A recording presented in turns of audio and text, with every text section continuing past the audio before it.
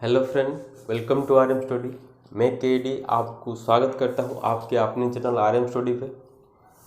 मैं क्लास शुरू करने से पहले आप सबसे थोड़ा माफ़ी मांगना चाहता हूँ, क्योंकि बहुत क्लास में गैप रह गया। मैं मानता हूँ 1 महीने के इस आसपास है गैप ही रह गया। क्या करूँ, मेरा बहुत अगले जो दिसंबर का महीना था बहुत सारे एग्जाम था मेरा उसमें, तो थोड़ा वक्त देने में थोड़ा मेरा एडजस्ट नहीं हो पा रहा था मेरा टाइम।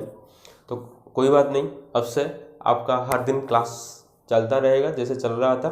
पर इसमें एक सबसे इम्पोर्टेंट जो है इस क्लास में मैं अनाउंसमेंट करता हूँ आपके लिए। जो मैं पहले से बता रहा था आपको, टेलीग्राम पे एग्ज़ाम चल रहा था, ठीक है। कल से एग्ज़ाम आपका कंटिन्यू हो गया है, कल से शुरू हो गया है एग्ज़ाम। आप जो भी ज्वाइन नहीं किए हैं टेलीग्राम चैनल को, आप ज्वाइन हो जाइए। मैं डिस्क्रिप्शन में लिंक प्रोवाइड कर दूंगा, आप उधर ज्वाइन हो जाइए। इसमें फ़ायदेमंद क्या है, उस टाइम में थोड़ा प्रॉब्लम फेस कर रहा था कि बहुत सारे जो है एग्ज़ाम अटेंड करते थे पर उनका थोड़ा डाउट रह जाता है। डाउट सबका रहेगा, जो नए हैं इस लाइन में उनके ज़्यादा रहेगा, जो है उनका रहेगा पर थोड़ा सा रहेगा। इसलिए मैं सोचा हर एक को इंडिविजुअल समझाने से बेहतर मैं उसके लिए एक वीडियो सेपरेट बना लेता हूँ। तो ये जो इसलिए मैं इधर लिखा हूँ टेलीग्राम सेट क्वेश्चन, जो भी सवाल आपका क्वेश्चन में गिरेगा टेलीग्राम में, जो एग्जाम होगा उसका सल्यूशन तुरंत ही आपको वीडियो के थ्रू से मिल जाएगा आपको, ठीक है। उसके वजह से आपको कोई भी परेशानी नहीं होगा, सारे क्वेश्चन का डिस्कशन होगा। जितना भी क्वेश्चन टेलीग्राम में एग्जाम होगा उतना ही क्वेश्चन सल्यूशन भी होगा। तो आपको एक तरह से बहुत ही फायदेमंद होगा ये वाला। तो टेलीग्राम पे ज्वाइन होजिए, उसके बाद क्लास अटेंड कीजिए, आपका हर डाउट जो है क्लियर हो जाएगा। उसके बाद सबसे पहले सबसे जो इम्पोर्टेंट चीज़ मैं आपको बताने वाला हूँ, ऑफिशियल के लिए जो प्रिपरेशन हो रहे थे, ठीक है, उसका जो फाइनल रिजल्ट अनाउंसमेंट हो गया है। उसमें बहुत सारे जो कैंडिडेट है सिलेक्शन हुए हैं, हमारा ग्रुप से भी बहुत सारे कैंडिडेट जो है सिलेक्शन हुए हैं, ठीक है। फिलहाल तो मुझको जितना जिन लोगों का पता है उसको कंग्रेचुलेशन कर लेता हूँ। उनमें से देख सकते हैं ये जो है हमारा सब सक्सेसफुल स्टूडेंट है, ठीक है। अनुसया बेहरा, तनुश्री बोल, सरस्वती साहू, स्नेहलता बेहरा, पवित्र नायक, अश्वनी। फिलहाल उनका टाइटल थोड़ा कन्फ्यूज हूँ मैं, पता नहीं मेरे को। उसके ऋतुराज पलाई एंड रविंद्रनाथ सोरेन, ये जो सारे अभी ऑफिशियल फाइनल लिस्ट में पैनल लिस्ट में उनका नाम नेम आ गया है। तो उन लोगों का ज्वाइनिंग बहुत जल्दी हो चुका है, होने वाला है। इसलिए इन सारे को बहुत बहुत बधाई आपको नेक्स्ट स्टेप के लिए, जो सक्सेस की ओर आपके पहले पद। हर कदम इस तरह से आप बढ़ाते रहिए, बहुत ही अच्छा तरीके से आप आपका काम को मेंटेन कीजिए। मैं तो चाहूँगा आप फिलहाल अभी कॉम्पिटिटिव को कंटिन्यू रखिए, क्योंकि आपको success not deserve in A point, success कभी फुल स्टॉप नहीं होता है, ठीक है। सक्सेस हर वक्त आगे बढ़ता रहता है, ठीक है। इसलिए मैं आपको कहना चाहूँगा कि आप आपका पढ़ाई जारी रखिए, ठीक है। जितना है उससे जितना आप हायर प्रमोशन ले सकते हैं बहुत ही अच्छा होगा आपके लिए। तो इन सबको बधाई के बाद चलते हैं, हम हमारा क्लास शुरू करते हैं। पर एक चीज़ इसमें भी बताने वाला हूँ, जिन लोगों का नहीं हुआ है फिलहाल वो कोई भी गलत कदम ना लीजिए, कॉम्पिटिटिव करियर छोड़ना हो या कुछ इस तरह से माइंड में नहीं लीजिए, क्योंकि आपके लिए बहुत अच्छा जो चीज़ है वो भी आने वाला है, ठीक है। हर सक्सेस को आप अटेंड करेंगे, फिलहाल आपके लिए इससे भी बेहतर कुछ हो सकता है। धैर्य रखिए और आपका काम मेहनत और ईमानदारी दोनों बरकरार रखिए पढ़ाई में, आप सक्सेस ज़रूर होंगे, ठीक है। चलते हैं, आप मेरा क्लास शुरू करते हैं। सब आप अपने मोबाइल में टेलीग्राम का जो चैनल मेरा है उसको में ओपन कर लीजिए। ओपन करने से बाद जो पहला सवाल था आपका, what happen to the inductance when the current in the coil become double its the original value. कुछ सवाल ये पूछा गया है, आपका इंडक्टेंस का क्या इफेक्ट होगा जब आपका सर्किट में करंट को बिकम डबल किया जाएगा, ठीक है। तो पहले मैं एक चीज़ बता जाता हूँ, आप रेजिस्टेंस बोलिए, कैपेसिटेंस बोलिए या इंडक्टेंस बोलिए, यह सब एक फिक्स प्रॉपर्टी है। फिक्स एक बार उनका कंस्ट्रक्शन हो जाए तो उनका वैल्यू चेंज करना थोड़ा मुश्किल रहता है। जिस तरह सा इधर इंडक्टेंस के बारे में पूछा गया है, मतलब इंडक्शन किस तरह सा फॉर्मेशन हो गया, कुछ कॉइल की तरह इस तरह सा फॉर्मेशन होता है। उसका प्रॉपर्टी कब चेंज होगा, जब आप उसमें आपका क्रॉस सेक्शनल एरिया, ठीक है, एरिया और मानिए उनका नंबर ऑफ टर्न, जब आप उनका एरिया और नंबर ऑफ टर्न में कुछ भी छेड़छाड़ करेंगे तब जाके आपका ये इसका प्रॉपर्टी को चेंज करेगा, ठीक है। पर करंट इंक्रीज और डिक्रीज होने से उसका कोई भी इफेक्ट चेंज नहीं होता है, ठीक है। इनको मार्क कीजिए, करंट इंक्रीज हो या डिक्रीज हो उनका कुछ इफेक्ट चेंज नहीं होता। हाँ, पर एक चीज इफेक्ट होता है, वो है आपका एनर्जी स्टोरेज, ठीक है। एनर्जी स्टोरेज, ठीक है। एनर्जी स्टोरेज ऑफ इंडक्टर का फॉर्मूला क्या है, इसके बेस्ट भी प्रॉब्लम मैं आपको पूछ सका हूँ, उसका है हाफ एल आई स्क्वायर, ठीक है। अगर आपको सवाल पूछा होता कि करंट इंक्रीज करने से उनका एनर्जी स्टोरेज के ऊपर क्या डिफेक्ट पड़ता है, तो क्या होगा, अगर करंट आपका 2 टाइम इंक्रीज होता है तो एनर्जी स्टोरेज भी आपका 4 टाइम हो जाएगा, क्योंकि करंट का स्क्वायर है, ठीक है, तो 4 टाइम हो जाएगा। मतलब इंडक्टेंस देखिए वो फिक्स वैल्यू है, कोई भी छेड़छाड़ी, मतलब करंट चेंज होने से उनका कोई भी इफेक्ट नहीं होगा। तो फिलहाल उस सवाल का जो आंसर है रिमेन सेम, वो वाला सही आंसर है। जिन लोगों ने सही किए उनको बहुत बधाई, जो नहीं किए हैं उनको पता नहीं था, आप उसको एक मार्क कर लीजिए। ये एक फिक्स प्रॉपर्टी है, ठीक है। रेजिस्टेंस, कैपेसिटेंस एंड इंडक्टेंस ये एक फिक्स प्रॉपर्टी है, पर उनका कब उनका वेरिएशन होगा, जब आप उसका कोई भी बदलाव करें, मतलब बोल देना आपको एरिया में अगर बदलाव में करेंगे और नंबर ऑफ टर्न ज़्यादा करेंगे या घटाएंगे तो हुई उसका वैल्यू चेंज हो जाएगा, ठीक है।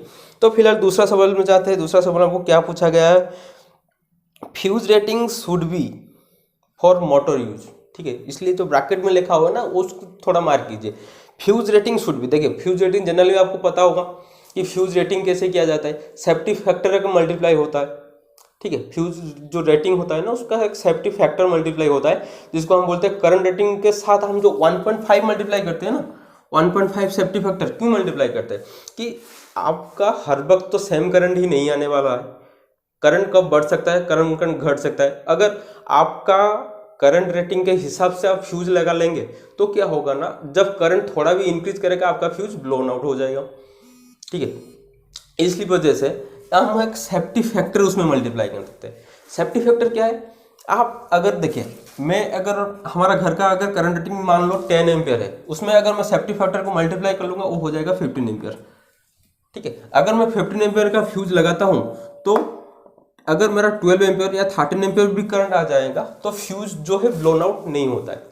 पर 15 एम्पियर से ज़्यादा, मतलब जो शॉर्ट सर्किट कंडीशन में ज़्यादा करंट फ्लो होता है उस टाइम आपका फ्यूज ब्लोन आउट हो जाएगा। मतलब करंट का वेरिएशन होता है ना हर वक्त, आपका जो कांस्टेंट तो नहीं रहेगा, ठीक है। इस वजह से आपका एक सेफ्टी फैक्टर मल्टीप्लाई होता है 1.5, ठीक है। और इसमें जो दिया गया है, इसलिए मैं आपको मार्क करने के लिए बोला फॉर मोटर यूज, ये तो होता है आपका घर में 1.5 सेफ्टी फैक्टर मल्टीप्लाई होता है, पर आपका जो मोटर यूज में क्या होता है वो 2 टाइम होता है, ठीक है। जो 1.5 मल्टीप्लाई होता है मोटर यूज में वो 2 टाइम, मतलब अगर 10 एम्पियर है मल्टीप्लाई 2 कर लेंगे तो 20 एम्पियर का आपका उधर फ्यूज लगाना पड़ेगा आपका, ठीक है। सही, चलते हैं आगे। तीसरा क्वेश्चन आपको क्या दिया गया है, size of a conductor distribution network is mainly decided by, ये हुआ सबसे अच्छा मतलब सबसे अच्छा क्वेश्चन। देखिए, size of conductor in A distribution network is mainly decided by, किस तरह से वो डिसाइडेड होता है, ये इसके लिए थोड़ा मैं इसको मिटाना पड़ेगा, फिर बताता हूँ आपको। देखिए, उस सवाल का आंसर थोड़ा मतलब बहुत लोगों को जो पता है, जो नहीं पता है मैं आपको बता देता हूँ। देखिए, जो रेजिस्टेंस है, रेजिस्टेंस किसके ऊपर डिपेंड करता है, R is equal to L by A, length और क्रॉस सेक्शनल एरिया के ऊपर डिपेंड करता है, ये तो आपको पता है, ठीक है। अगर मेरा लेंथ इंक्रीज हो जाए या एरिया डिक्रीज हो जाए, रेजिस्टेंस आपका बढ़ना तय है, ये तो सही बात है ना। अगर आपका लेंथ इंक्रीज हो जाएगा तो रेजिस्टेंस इंक्रीज हो जाएगा, अगर आपका एरिया डिक्रीज हो जाए तब भी आपका रेजिस्टेंस इंक्रीज हो जाएगा, ठीक है। तो इस वजह से आपका रेजिस्टेंस का जो है इंक्रीज करा सकते हैं या डिक्रीज करा सकते हैं। ट्रांसमिशन लाइन में इसी को ही मेन डिपेंडेंट लेते हैं, क्योंकि देखिए ट्रांसमिशन लाइन तो ये नहीं ना बहुत फिक्स डिस्टेंस है, वो कितना दूर भी जा सकता है, ठीक है। इसलिए ट्रांसमिशन लाइन में क्या होता है, रेजिस्टेंस का वेरिएशन ज़्यादा रहता है, ठीक है। अगर आपका रेजिस्टेंस वेरिएशन होता है तो उधर क्या होगा, वोल्टेज ड्रॉप होगा, ज़्यादा वोल्टेज ड्रॉप हो जाएगा। अगर आप मतलब देखिए जनरेशन में आपका कितना होता है 33 kV, उनको हम स्टेप अप करके कितना कर देते हैं 132 kV, जितना भी कर 132 kV, ज़्यादा से ज़्यादा 400 kV तक हम डिस्ट्रीब्यूशन मतलब करते हैं। अब तो चल मतलब 750 का चल रहा है, फिलहाल 400 kV तक हम कर सकते हैं। तो देखिए जो 400 kV है ना, वो फिर जाके डिस्ट्रीब्यूशन एंड में स्टेप डाउन किया है। फिलहाल तो ये सब आपको पता है, मेरे को ज़्यादा बताने के लिए इसकी ज़रूरत नहीं।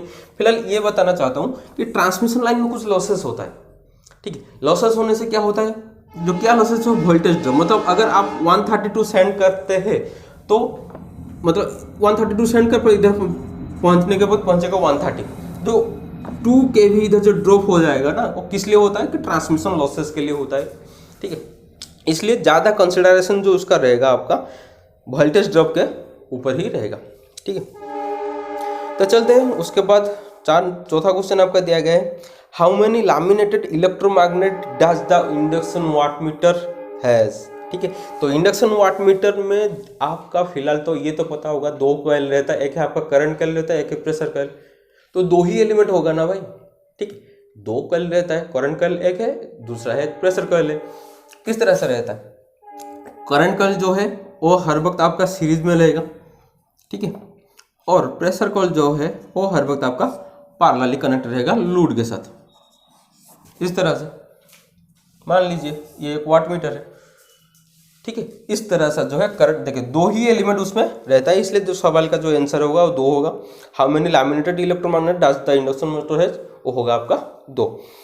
अच्छा, 5वां क्वेश्चन आपको पूछा गया है, ए डायनामोमीटर टाइप वाटमीटर रेस्पॉन्ड। ये सबसे इंपॉर्टेंट चीज़ है, आप मार्क कर लीजिए। उनका जो हर एक प्रॉपर्टी रहता है वो कोई फिक्स नहीं है, ठीक है। हम जो बता देते हैं कि एक मेजरिंग इंस्ट्रूमेंट सिर्फ आरएमएस वैल्यू देता है, ये तो सबको पता होगा, पर सारे मेजरिंग इंस्ट्रूमेंट जो है आरएमएस वैल्यू नहीं देते, ठीक है। ये कंसेप्ट आप मान लीजिए, क्योंकि देखिए इस सवाल से आपको पता चल गया होगा क्यों और किस तरह से हो रहा है। इसके पहले मैं आपको बता देता हूँ कौन सा चीज़ होता है। इधर में आपका हर इंस्ट्रूमेंट के जो नाम मैं लिख रहा हूँ, एक है moving coil, moving iron, dynamometer type, induction type और इलेक्ट्रोस्टैटिक टाइप। इस तरह से जो मूविंग आयरन के बारे में आपको पता होगा। देखिए एमआई और इलेक्ट्रोस्टैटिक, देखिए एमआई और इलेक्ट्रोस्टैटिक ये दो जो इंस्ट्रूमेंट है वो आपका आरएमएस वैल्यू मेजर करते हैं, ठीक है। एमआई और इलेक्ट्रोस्टैटिक इंस्ट्रूमेंट, ये दो जो इंस्ट्रूमेंट है आपका, वो आपका आरएमएस वैल्यू मेजर करते हैं। और रह गया आपका एमसी, ये होगा आपका एवरेज वैल्यू मेजर करता है, ठीक है। मार्क कीजिए एमसी, चाहे पीएमएमसी भी बोल सकते हो।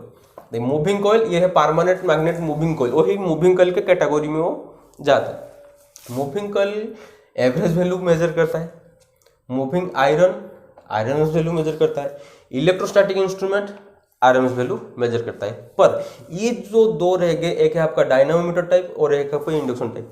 डायनामोमीटर टाइप क्या करता है, डायनामोमीटर टाइप जब आपका वोल्टेज और करंट मेजर करेगा, जब आपका वोल्टेज और करंट मेजर करेगा तो वो आरएमएस वैल्यू शो करेगा, ठीक है।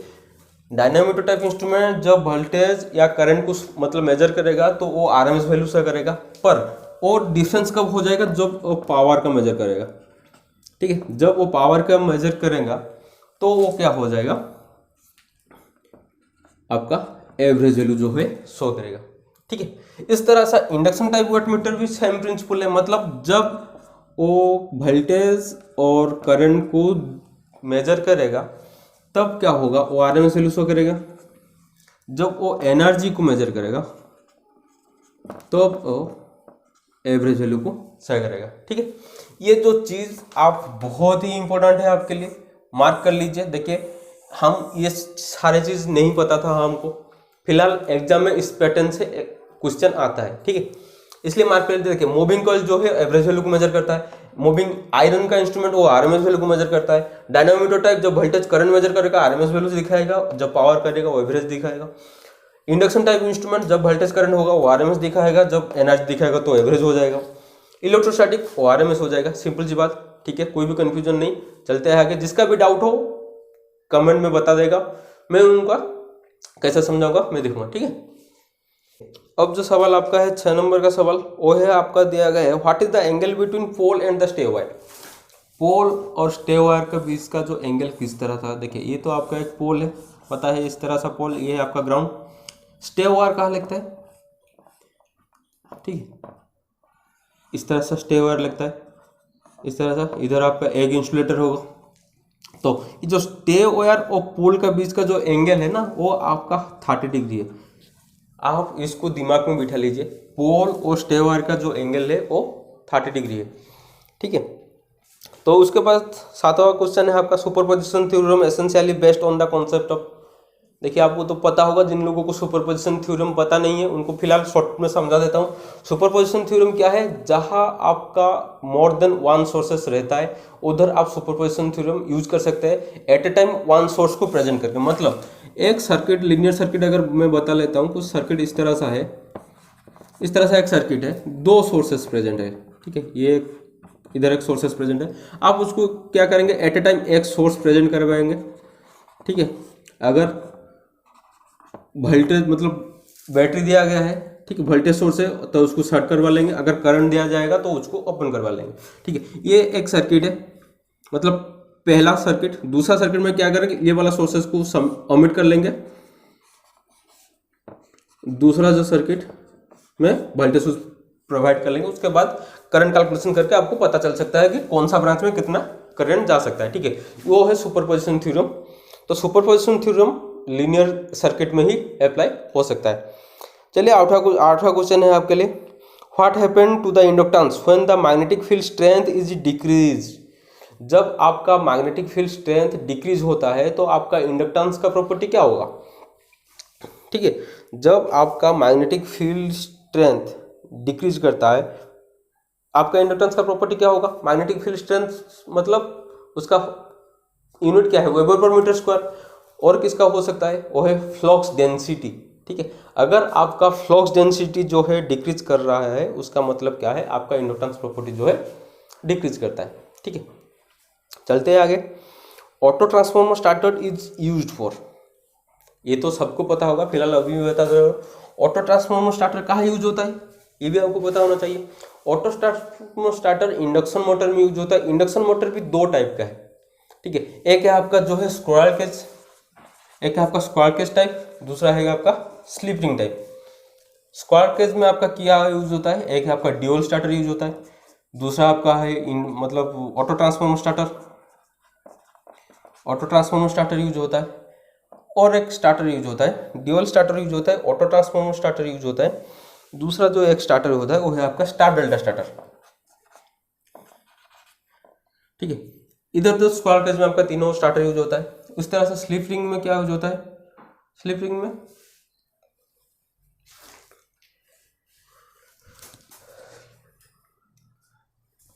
इस तरह से स्लिप रिंग में आपका क्या यूज होता है, रोटर रेजिस्टेंस स्टार्टर, ठीक है।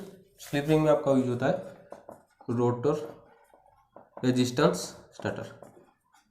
तो ये है उसका टाइप, ड्यूएल, ऑटो ट्रांसफॉर्मर और स्टार डेल्टा, ठीक है। ड्यूएल है आपका अप टू 5 HP तक यूज हो सकता है। ड्यूल स्टार्टर आपका अप टू 5 HP तक यूज हो सकता है। स्टार डेल्टा स्टार्टर आपका अप टू 15 HP तक यूज होता है, और एवोव 15 HP आपका ऑटो ट्रांसफॉर्मर स्टार्टर जो है यूज होता है, ठीक है। ये क्लियर हो गया। चलते हैं अगले सवाल, आपको क्या दिया गया है, current in transmission line under no load condition is due to, ठीक है। ट्रांसमिशन लाइन में आपका करंट नो लोड कंडीशन में किस लिए होता है, कैपेसिटेंस इफेक्ट, जो एनर्जी स्टोरेज करके रखता है। मतलब ये देखिए, ये एक और पोल है, ये एक दूसरा पोल का क्रॉस आर्म है, इन दोनों में ऐसे किस तरह सा कंडक्टर गया होगा, इंसुलेटर से ये इंसुलेटर, ये इंसुलेटर से ये इंसुलेटर, ये इंसुलेटर ये इंसुलेटर, ठीक है। इधर क्या होता है, जो कंडक्टर का दोनों के बीच में जो एयर रहता है ना, वो एक डाइलेक्ट्रिक मीडियम बन जाता है। डाइलेक्ट्रिक मीडियम बन जाने से वो क्या करता है, कुछ करंट जो है स्टोरेज करके रख लेता है। इसके वजह से क्या होता है, आप चाहे मतलब सबस्टेशन से आप पावर कट करवा लीजिए, फिर भी कुछ चार्जेस से जो उधर स्टोरेज होकर रह जाएगा, इसलिए आपको उधर अर्थ डिस्चार्ज रोड के थ्रू से उसको डिस्चार्ज करना पड़ता है, ठीक है। तो ये जो इफेक्ट किस लिए होता है, कैपेसिटेंस इफेक्ट के लिए होता है। जो ऑप्शन बी में दिया गया है कैपेसिटेंस ऑफ द लाइन, वो है सही आंसर आपका। चलते हैं 11वां क्वेश्चन आपका, which type of single phase motor which has the lowest speed. ठीक है, लोएस्ट स्पीड आप हर वक्त मतलब मानिए कि शेडेड पोल वो सबसे लो एचपी मोटर ही यूज होता है। ठीक है, मतलब शेडेड पोल ही है लो एचपी वाला मोटर। ठीक है, सॉरी लोएस्ट स्पीड हुआ है उसका। सबसे ज़्यादा स्पीड किसका है ये भी पता होना चाहिए, वो है आपका यूनिवर्सल मोटर। यूनिवर्सल मोटर एक ऐसा मोटर है जो high speed at high torque. Generally तो आपको पता है कि speed is inversely proportional to torque, but हमारा जो है यूनिवर्सल मोटर वो है high speed at high torque. ठीक है, ये आप याद कर लीजिए। उसके बाद चलते हैं 12वां क्वेश्चन आपका, bundle conductor in EHV transmission line system provide. ठीक है, जो बंडल्ड कंडक्टर है ना वो यूज होता है आपका जो वोल्टेज ग्रेडियंट है उसको रिड्यूस करने के लिए, और कोई मतलब इतना भी नहीं है क्वेश्चन में। ठीक है, ये जिम टाइम में बंडल कंडक्टर क्यों यूज होता है, वोल्टेज ग्रेडियंट को रिड्यूस करने के लिए। वोल्टेज ग्रेडियंट एक है आपका पोटेंशियल डिफरेंस। ठीक है, जिनको पता नहीं है मैं फिलहाल देखिए इधर बता देता हूँ। देखिए वोल्टेज ग्रेडियंट क्या है, ये आपका पोल है, मान लीजिए इधर एक वायर है आपका, वो कट करके नीचे गिर गया है। ठीक है, तो ये क्या होगा, कुछ एरिया को इसे चार्ज करके रखेगा। ठीक है, कुछ इस तरह से कुछ एरिया को वो चार्ज करके रखेगा। तो क्या होगा, इधर जो पोटेंशियल आपका होगा, मतलब जितना वोल्टेज पोटेंशियल इधर होगा वो जितना दूर जाएगा वो घटता घटता हुआ चला जाएगा।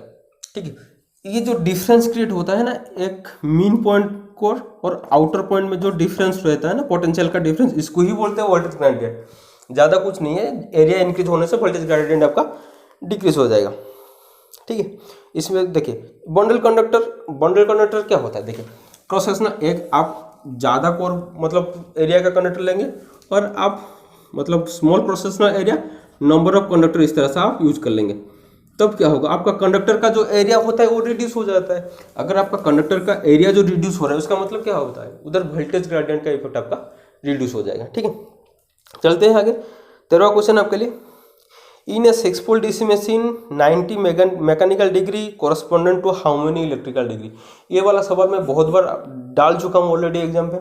ठीक है, तो देखिए इधर फिलहाल इधर लिख लेता हूँ, electrical degree is equal to mechanical degree multiplied by pair of pole. कहाँ पे पेयर ऑफ पोल नहीं लिखा होता है, इधर इस तरह से लिखा होता है पोल डिवाइड बाय 2, उसका मतलब पेयर ऑफ पोल ही है। ठीक है, तो इधर दिया गया है, देखिए मैकेनिकल डिग्री आपका दिया गया है कितना 90, इधर पुट कर लेता हूँ 90 दिया गया है आपका मैकेनिकल डिग्री। पेयर ऑफ पोल मतलब 6 पोल दिया गया है, तो पेयर ऑफ पोल करने से कितना होगा, अगर 6 पोल दिया गया है आपको, पेयर ऑफ पोल को डिवाइड बाई 2, क्योंकि नॉर्थ पोल साउथ पोल मिलकर एक पेयर होगा आपका। इस तरह से आप ये हो जाएगा आपका 3, तो 3 मल्टीप्लाई कर लीजिए कितना होगा 270 ही होगा ना। ठीक है, बहुत ही आसान सवाल है, थोड़ा दिमाग लगाया आराम से सोल्यूशन हो जाएगा। क्वेश्चन है आपका, what should be the effect on conductor volume when the voltage of transmission line is increased. जब आपका ट्रांसमिशन लाइन वोल्टेज इंक्रीज हो रहा है तो उधर कंडक्टर का वॉल्यूम क्या होगा, ये सवाल आपको दिया गया है। ठीक है, तो वो होगा आपका डिक्रीज, क्योंकि आपका जो ट्रांसमिशन लाइन का जो वोल्टेज है जब वो इंक्रीज होता है वो आपका वॉल्यूम उधर रिड्यूस होता है कि मतलब उसका जो फॉर्मूला है उसको डेरिवेशन करने में बहुत वक्त लगेगा। फिलहाल आप ये याद कर लीजिए, volume is inversely proportional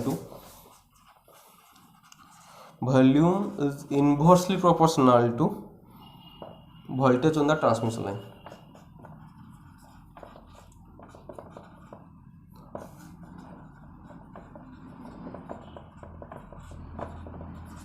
volume inversely proportional to voltage on the transmission line. ठीक है, आप इसको याद कर लीजिए, जब आपका ट्रांसमिशन लाइन वोल्टेज इंक्रीज होता है तो उधर आपका वॉल्यूम डिक्रीज होता है। हाँ, उधर वॉल्यूम के साथ साथ आपका पावर फैक्टर भी रहता है, मतलब ट्रांसमिशन लाइन में अगर वोल्टेज इंक्रीज होता है तो और वॉल्यूम और आपका पावर फैक्टर जो है डिक्रीज करता है, और वॉल्यूम के ऊपर स्क्वायर इफेक्ट पड़ता है। ठीक है, उसके बाद आपका सवाल दिया गया है the binary equivalent of the decimal 22 binary coefficient कितना होता है निकालने के लिए क्या करना पड़ता है, आपको 2 डिवाइड करना पड़ता है। ठीक है, इसका आ गया 11 मतलब कैरी आएगा 0, फिर आ जाएगा 10 कैरी आएगा 1, ये होगा 5 कैरी आएगा 0। इसको कर ले, इस तरह से आपका सोल्यूशन होगा बाइनरी डिजिट कैलकुलेशन के लिए। तो फिलहाल चलते हैं आगे, क्या दिया गया है, the ratio of the average load to maximum demand. ये तो फिलहाल भाई आपको फार्मूला याद रखना पड़ेगा, उसका कोई शॉर्टकट भी नहीं है, आप मतलब याद कर लीजिए इस तरह सा, average load to maximum demand, average load to maximum demand, average load to maximum demand आपका क्या आएगा, ये लोड फैक्टर है, लोड फैक्टर है average load to maximum demand. इस तरह से आपका डिमांड फैक्टर क्या है,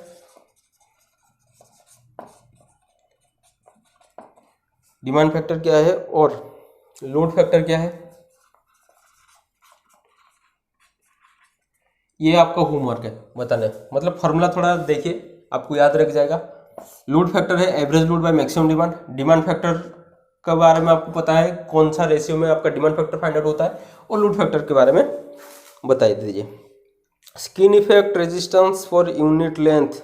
ठीक है, अगर देखिए स्किन इफेक्ट एक लॉसेस है ना ट्रांसमिशन लाइन में, ये तो पता होगा आपको, स्किन इफेक्ट है लॉसेस है। अगर आपका स्किन इफेक्ट होता है उसका मतलब आपका रेजिस्टेंस उसमें क्या होता है, इंक्रीज ही होता है।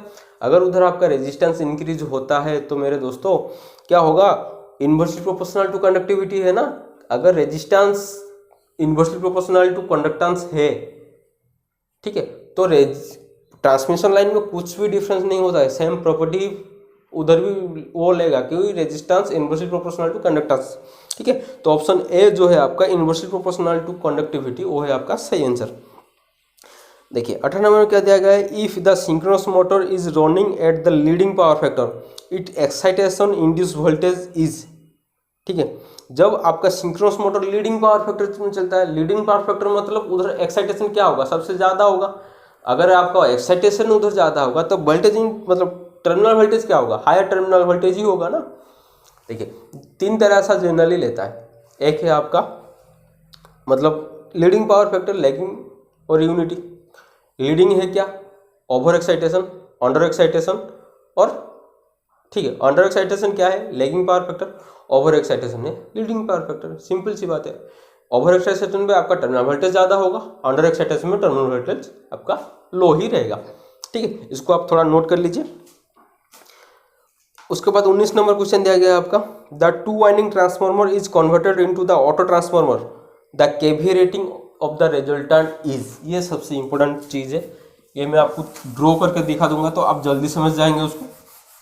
देखिए एक 2 वाइंडिंग ट्रांसफार्मर है आपके पास, इस तरह सा एक 2 वाइंडिंग ट्रांसफार्मर है आपके पास। ठीक है, इसको आप जब ऑटो ट्रांसफार्मर करेंगे तो क्या करना पड़ेगा, देखिए ये जो 2 टर्मिनल को अगर आप शॉर्ट करवा लेंगे, ये 2 टर्मिनल को अगर आप शॉर्ट कर लेते हैं तो क्या हो जाएगा, दोनों शॉर्ट हो जाएगा। मतलब ये एक वाइंडिंग, देखिए ये वाला पहला मैं दे देता हूँ, ये होगा आपका N1, ये है आपका N2। देखिए ये पहला टर्मिनल N1, ये आपका हो जाएगा N2। नहीं, ये आपका ऑटो ट्रांसफार्मर की तरह आता है ना। देखिए ये वाला पॉइंट, ये वाइंडिंग को मैं थोड़ा मॉडिफाई इधर कर लूँगा। तो ऑटो ट्रांसफार्मर आपको पता है कि हम उधर क्या कर सकते हैं, इंक्रीज कर सकते हैं, आउटपुट वोल्टेज को हम इंक्रीज कर सकते हैं। तो देखिए इस तरह से टर्मिनल पॉइंट इधर आपका ज़्यादा ही, मतलब यहाँ पे जितना आपका मतलब इधर V2 प्रोड्यूस होता है, तो इधर जो V1 आपका प्रोड्यूस होगा इस पॉइंट से लेके इस पॉइंट तक, ये इस वोल्टेज से ज़्यादा ही होगा ना। ठीक है, तो केवी रेटिंग उधर क्या होता है, इंक्रीज होता है। इस चीज़ से आप मार्क कर लीजिए, पर इसका इस तरह सा नहीं है जो मैं बता रहा हूँ, उसका सोल्यूशन है, बहुत बड़ा सा सोल्यूशन है, इसको सोल्यूशन करने में बहुत टाइम लगेगा और आपका दिमाग जो है कंफ्यूज हो जाओगे। ठीक, तो फिलहाल इस तरह से आप याद कर लीजिए, जब हम इस वाइंडिंग को एक कन्वर्ट कर लेंगे इस तरह से, तो सिंपली पता चल रहा है कि एक ऑटो ट्रांसफार्मर है, उसका प्रॉपर्टी है जो जनरल वोल्टेज से ज़्यादा वोल्टेज प्रोड्यूस कर सकता है। तो किस तरह से प्रोड्यूस करेगा, इस तरह से ही प्रोड्यूस होगा। ठीक है, उसके बाद है आपका 19 number question, the 2 winding transformer converted into auto transformer, तो अभी बता गया इंक्रीज हो जाएगा। Running the machine at no load is not recommended for, no load में कौन नहीं चल सकता है भाई। ठीक है, इसको गलत नहीं करना है आपको। ठीक है, कभी भी किसी भी एग्जाम में अगर आएगा कि नो लोड में कौन सा जो मतलब मशीन वर्क करता है वो आपका डीसी सीरीज ही होगा, और नो लोड में काम ही नहीं करेगा, किस तरह से काम करेगा, वो ओपन सर्किट हो जाएगा ना। देखिए ये होगा इस तरह से, नो लोड में तो ये ओपन सर्किट हो जाएगा, कैसे चलेगा, चलेगा ही नहीं। उसके चलते आगे 21 number, the magnetic flux path in A transformer most है।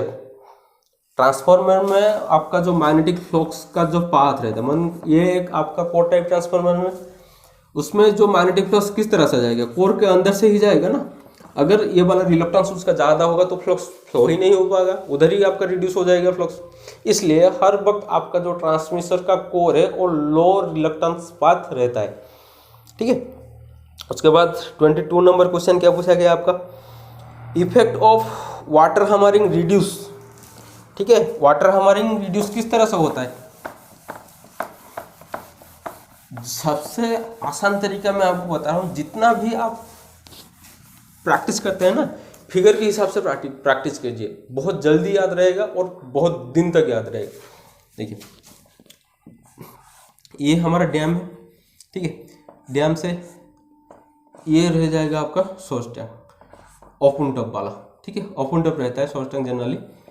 फिर इधर आपका आ जाएगा भाल्व हाउस, कुछ इस तरह से एक भाल्व हाउस होगा इधर, ठीक है। तो भाल्व हाउस से इस तरह सा स्लीप हो गया होगा, पेनस्टॉक इधर होगा, ये आपका इधर टरबाइन होगा, कुछ इस तरह से आपका है प्लांट का कंस्ट्रक्शन, ठीक है। तो सवाल क्या दिया गया है आपका, effect of water hammering is reduced by, water hammering कब रिड्यूस मतलब होगा, जब ये वाला भाल्व हाउस, ठीक है, बंद करवा लेगा। जब भाल्व हाउस बंद करवा लेगा, क्योंकि जब जरूरत है वो तो ओपन करेगा, जब ये बंद करने के लिए शुरू करेगा, इधर तो आपका वाटर वेलोसिटी में होगा, ठीक है। तो वेलोसिटी होने से क्या होता है, वो क्या होता है, डैमेज करवा देता है, ठीक है। तो उस डैमेज को रिड्यूस किस तरह से होता है, वाटर हैमरिंग होगा। हैमरिंग मतलब क्या, देखिए बस में आप 15 यात्री इस तरह से जाते हैं, ठीक है। जब बस आपका सडन ब्रेक करता है, सिर्फ ड्राइवर नहीं झुकता है, ठीक है, उसके साथ उसका 15 यात्री जो है वो भी झुक जाते हैं, क्योंकि वो सारे एक वेलोसिटी में चल रहे थे। जब सडनली ब्रेक होगा, ठीक है, तो वो सारे आगे झुक जाएंगे, ठीक है। इस तरह सा प्रॉपर्टी इधर होता है। जब वाटर एक वेलोसिटी में होगा, आप उसको सडनली इधर बंद करवा लेंगे तो क्या होगा, ज़्यादा वाटर इधर वो पाइप को ब्लास्ट करवा सकता है। इसलिए आपका एक ओपन टॉप वाला सोर्स टैंक यूज होता है। वो किसका काम है, जब उधर आपका वाटर हैमरिंग इफेक्ट होगा ना, ये वो वाला इफेक्ट ये रिड्यूस करवा लेगा, क्योंकि वाटर हैमरिंग होने से ये वाला ओपन टॉप है, ज़्यादा पानी ऊपर की ओर जाके इधर से मतलब डिस्चार्ज हो जाएगा। तो आपको जनरली पता चल जाएगा, ठीक है। बहुत इंपॉर्टेंट क्वेश्चन है ये, ज़्यादा एग्जाम पे ये गिरता है। The inductance of the line is minimum when, ठीक है। इंडक्टेंस आपका लाइन में मिनिमम जब होगा तब क्या होगा, ये एक नया जो है आपको पता नहीं होता है ये वाला सवाल का आंसर, इसलिए मैं उसका बता देता हूँ कि GMD और जो GMR जो ऑप्शन पे आप देख रहे हैं, एक है आपका GMD, दूसरा है आपका GMR, ठीक है। ये जो है इसका फुल फॉर्म मैं आपको बता देता हूँ। GMD है जियोमेट्रिकल मीन डिस्टेंस, GMR जो है जियोमेट्रिकल मीन रेडियस, ठीक है। GMD जो है और GMR ये आपका पावर सिस्टम में इंडक्टेंस और कैपेसिटेंस मेजरमेंट के लिए यूज होता है। तो ये वाला जो दोनों किस लिए यूज होता है, आपका इंडक्टेंस और कैपेसिटेंस मेजरमेंट के लिए यूज होता है। पर आपको पता होना चाहिए कौन सा जो होता है इंडक्टेंस के लिए और कौन सा होगा कैपेसिटेंस के लिए। तो ये आप याद कर लीजिए, GMD जो होता है वो आपका यूज होता है इंडक्टेंस मेजरमेंट के लिए, ठीक है।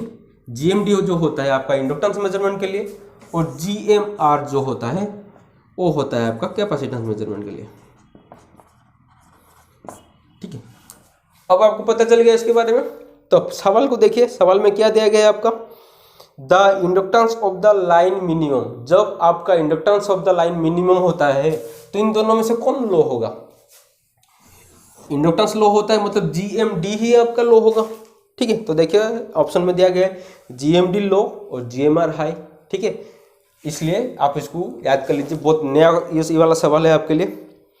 24 का क्या पूछा गया है, power plant with high initial cost and low running and the maintenance cost and with know stand by loss. ठीक है, देखिए ये जो ज़्यादा पूछा गया है ना, आपको क्वेश्चन को थोड़ा विविडली पढ़ लीजिए। क्या दिया गया है, इनिशियल कॉस्ट उसका हाई है, रनिंग कॉस्ट उसका लो है, और मेंटेनेंस कॉस्ट और उसका स्टैंड बाय लॉस नहीं है। स्टैंड बाय लॉस नहीं है, किसका होता है, वो है आपका hydro power plant. Hydro power plant में क्या होता है जनरली, नहीं जिम चलो, हाइड्रो पावर प्लांट में क्या होता है, हाइड्रो पावर प्लांट में आपका रनिंग कॉस्ट नहीं होता है, क्योंकि वाटर तो आपका रिवर से थ्रो से आता है, आपको उधर तो कुछ खर्चा नहीं है, पर इनिशियल कॉस्ट उसको बनाने में जो खर्चा है वो सबसे ज़्यादा है, और उसके हिसाब से सब घटा हुआ है।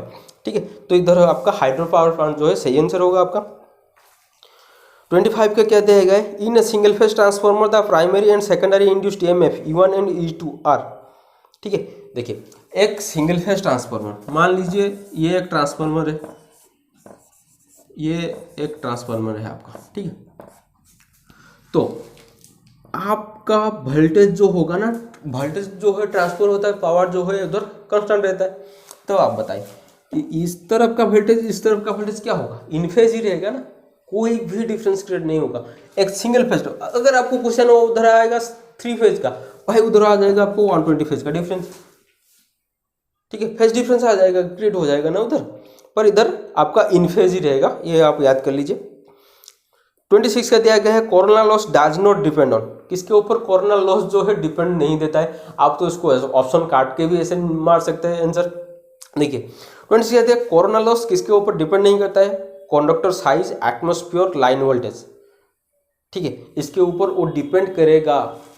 ठीक है, कोरोना लॉस इसके ऊपर डिपेंड करेगा, एटमॉस्फेयर के ऊपर ज़्यादा डिपेंड करेगा कोरोना लॉस, ये चीज़ को आप मार्क कर लीजिए।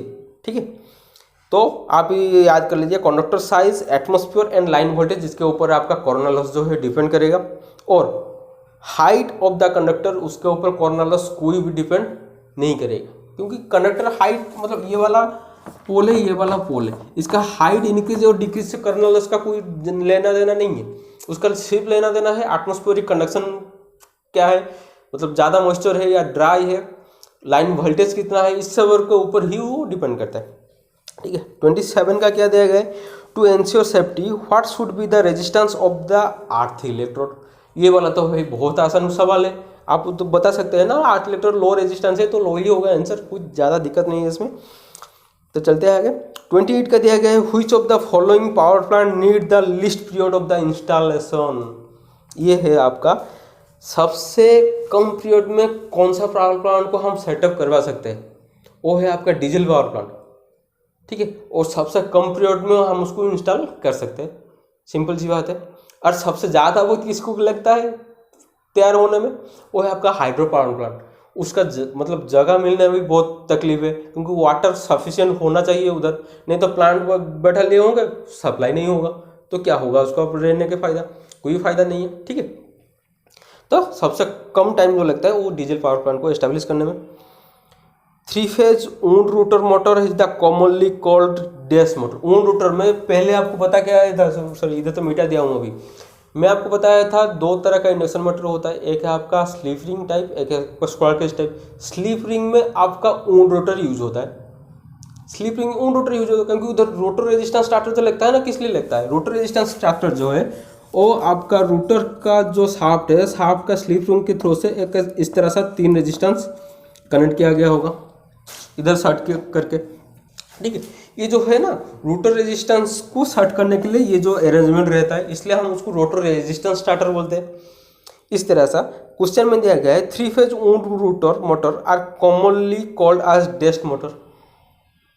ठीक है, वो है आपका स्लीप रिंग मोटर। चलते हैं आगे। The charge carrier which have the greatest mobility. सबसे ज़्यादा मोबिलिटी कौन सा चार्ज कैरियर का है, इलेक्ट्रॉन ही है ना, वो जो फ्री है। देखिए अगर मैं बोलने के लिए, ये है आपका न्यूक्लियस, न्यूक्लियस के आसपास आपका रह जाएगा प्रोटॉन, क्योंकि वो ज़्यादा मूवेबल नहीं होता है। इलेक्ट्रॉन क्या होगा, उसका आउटर और मोस्ट ऑर्बिट में घूमता है, मतलब फ्री है, फ्री स्टेट में रहता है, ज़्यादा घूमता हुआ रहता है। ठीक है, तो सबसे ज़्यादा मोबिलिटी क्या है, इलेक्ट्रॉन। मोबिलिटी मतलब समझते, ज़्यादा जो घूमता है वो है आपका इलेक्ट्रॉन। तो सही आंसर है electron. Single phase transformer the EMF for turn in a secondary side is, क्या है, ये तो आपको पता होगा, बहुत ही आसान है, ये तो करवा लो। ठीक है, इस तरह से क्वेश्चन अगर नहीं कर पाओगे तो मैं क्या करूँ। A single phase transformer EMF for turn in secondary is, देखिए ट्रांसफॉर्मर में नंबर ऑफ टर्न को लेके आपका वोल्टेज स्टेप अप और स्टेप डाउन होता है, ये तो आपको पता होगा। मतलब अगर ये इतना अरेंजमेंट नहीं करते, सिंपल सी बताते हैं। देखिए ये मैं इधर 3 टर्न दिया हूँ, इधर मैं 4 टर्न दिया हूँ, मतलब आप सिंपल से देख के बता देंगे वो स्टेप अप हो रहा है। भाई किस तरह से स्टेप अप होता है, इसी तरह से स्टेप अप होता है, क्योंकि इधर का नंबर ऑफ टर्न इसका नंबर ऑफ टर्न में ज़्यादा है, ज़्यादा नंबर ऑफ टर्न बढ़ता है, इसलिए आपका ईएमएफ इंड्यूस ज़्यादा होता है। तो नंबर ऑफ टर्न के हिसाब से वोल्टेज होता है। तो प्राइमरी में आपका नंबर ऑफ टर्न और सेकेंडरी में आपका नंबर ऑफ टर्न पर वोल्टेज जो है वो सेम रहता है। ठीक है, जो दिया गया है ना, the single phase transformer the EMF per turn of secondary side is same as the primary side, simple सी बात है। उसके बाद दिया गया है the efficiency of a thermal power station is approximately equal to, thermal power station में आपका एफिशिएंसी कितना है, 25%, बहुत कम रहता है थर्मल पावर स्टेशन में, क्योंकि उधर लॉसेस बहुत ज़्यादा है। ठीक है,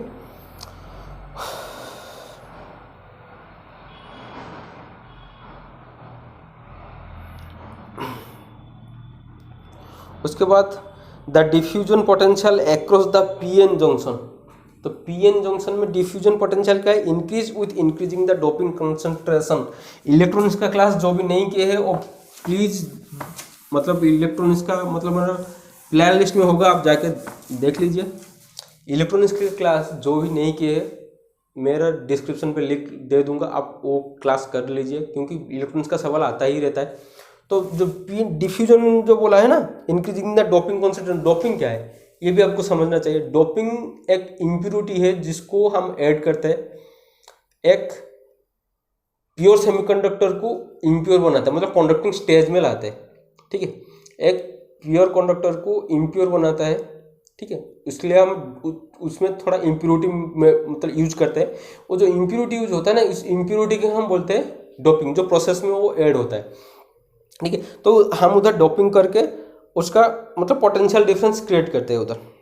वैसे चलते आगे, द डिफ्यूजन, सेम सवाल थोड़ा रिपीट हो गया है।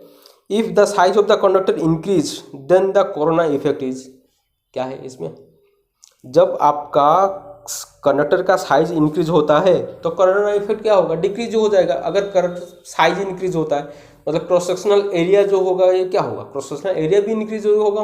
अगर क्रॉस सेक्शनल एरिया आपका इंक्रीज हो रहा है उसका मतलब क्या है, कोरोना इफेक्ट आपका रिड्यूस हो रहा है, डिक्रीज है। The size of the earth wire is determined on the basics of, ठीक है, वायर का साइज जो है वो करंट कैरिंग कैपेसिटी सी के ऊपर ही डिपेंड करता है। आप सभी को पता होगा, क्योंकि जितना भी आप वायर लाते हैं उसमें आप करंट कैरिंग कैपेसिटी उसमें देता है कि इतना करंट वो कैरी कर सकता है। तो आप चाहे 0.5 mm का ले, 1 mm में 2 mm ले, वो उसमें हर एक का स्पेसिफिक रहता है कि कौन कितना करंट वो कैरी कर सकता है। ठीक, इस तरह सा ये वाला सब क्लास यही खत्म होता है। देखिए, अगर आप कहेंगे कि क्लास बहुत मतलब लंबाई ज़्यादा हो रहा है, लंबाई होगा क्योंकि डाउट क्लियरिंग क्लास एक ऐसा क्लास है, आप जब एग्जाम अटेंड करेंगे वो तो 30 क्वेश्चन का ही अटेंड करेंगे, पर डाउट क्लियरिंग क्लास में आपको 30 की बदले 100-150 का क्वेश्चन आपको मिल जाएगा उधर। इसलिए मैं तो बोलूँगा आप इस क्लास को कंटिन्यू कीजिए। और सबसे स्पेशल चीज़, टेलीग्राम पे एग्जाम अटेंड कीजिए, आपके दोस्तों में भी शेयर कीजिए, उनका हेल्प हो सके। ज़्यादा टाइम नहीं लूँगा क्योंकि मैं भी अब थक चुका हूँ, मेरे को भी थोड़ा रेस्ट चाहिए। तो दोस्तों आज का क्लास हम यही ख़त्म करते हैं, मिलते हैं हम अगले क्लास में। जय जगन्नाथ, जय भारत।